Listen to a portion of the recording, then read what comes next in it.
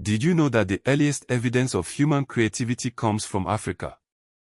Not Europe, not Asia, but Africa. For too long, the story of this continent has been overshadowed, reduced to simplistic narratives of colonialism and conflict. But Africa is not a blank slate. It is the cradle of humankind, a land of innovation, trade, and powerful civilizations. We begin our journey in the deep past, in South Africa, at Blombos Cave. Imagine a time, 70,000 years ago, when our ancestors were just beginning to explore their creative potential. Here, archaeologists have unearthed ochre plaques, engraved with abstract designs. These aren't just random scratches, they are among the earliest known examples of symbolic thought and artistic expression. They speak to a capacity for abstract thinking that sets us apart. As the millennia passed, early humans in Africa began to develop agriculture and pastoralism. Across the Sahara, rock art depicts domesticated animals, providing evidence of a thriving pastoral lifestyle as far back as 7000 BC. But the Sahara was not always a desert. It was once a lush, habitable region supporting farming communities and mobile pastoralists.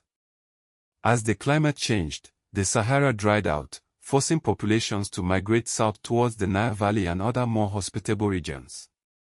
Here, along the banks of the Nile, one of the world's great civilizations emerged, Egypt. By 3100 BC, Egypt had unified into a powerful kingdom, a beacon of innovation and cultural achievement. But Egypt was not alone.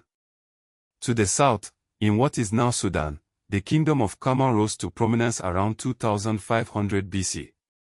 For nearly 1,000 years, Kama dominated trade networks linking Central Africa and Egypt, becoming a major power in its own right.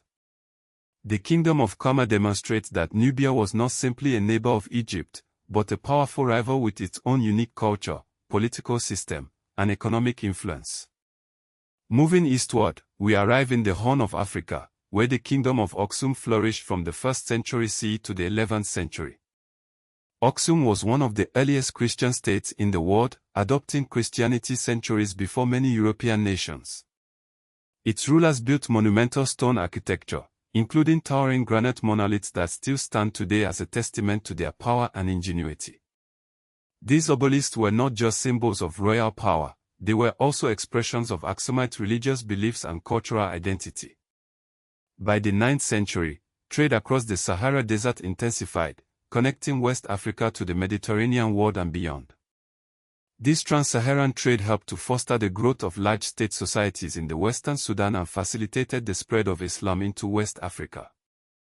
African merchants traded gold, salt, ivory, and other valuable commodities across the desert, forging connections between diverse cultures and economies. Turning our attention to the east coast of Africa, we discover the vibrant Swahili coast. From at least the 8th and 9th centuries, Swahili societies became major players in the Indian Ocean commerce. Cities like Mombasa and Mogadishu thrived as centers of trade, connecting Africa to Arabia, Persia, India, and beyond. Swahili culture was not simply an extension of Arab culture, it was a unique blend of African and foreign influences. The Swahili language itself is a testament to this cultural fusion, combining Bantu vocabulary with Arabic loanwords. African merchants, many of them Swahili Muslims, allied with Arab traders in long-distance trade networks, exchanging goods and ideas across the Indian Ocean. The arrival of Europeans in the 15th century marked a new chapter in African history. The Portuguese, followed by the Dutch and English, began trading with cities on the western coast of Africa. This contact brought new goods and ideas, but it also brought new political pressures and the horrors of the transatlantic slave trade.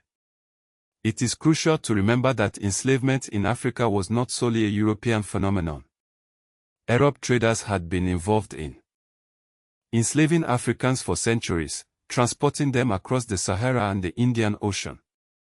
The transatlantic slave trade, however, reached an unprecedented scale, tearing apart families and communities and leaving a lasting scar on the continent. The stories of resistance and resilience during this period are powerful reminders of the human spirit. One such story is that of the women of Nder, a village in what is now Senegal.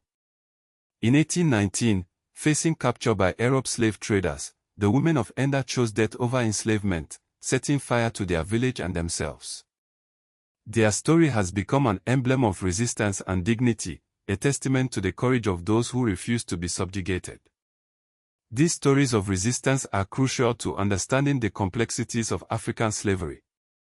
They challenge one-sided narratives of victimhood and highlight the agency and determination of African people in the face of unimaginable adversity. The history of Africa is not just a story of kings and empires, trade and conquest. It is a story of human ingenuity, artistic expression, and cultural exchange. From the earliest evidence of symbolic thought to the rise of powerful kingdoms and the resistance against enslavement, Africa has played a central role in shaping the human story. Modern African states often draw inspiration from their pre-colonial past, celebrating the legacy of kingdoms like Aksum and the heroes of resistance movements. Archaeology and heritage are becoming increasingly important for cultural identity, tourism, and education. The recovery and repatriation of looted artifacts is a key priority for many African nations, seeking to reclaim their cultural heritage and rewrite their own history.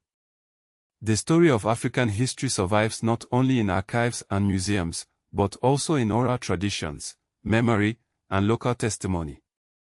These voices, often overlooked in traditional historical narratives, are essential for understanding the full complexity of Africa's past. The story of the women of Nder, for example, continues to inspire generations of Africans to resist oppression and fight for justice. By understanding and celebrating African history, we can challenge stereotypes, promote intercultural understanding, and build a more just and equitable world. The story of Africa is a story for all of us. What part of Africa's rich history surprised you the most?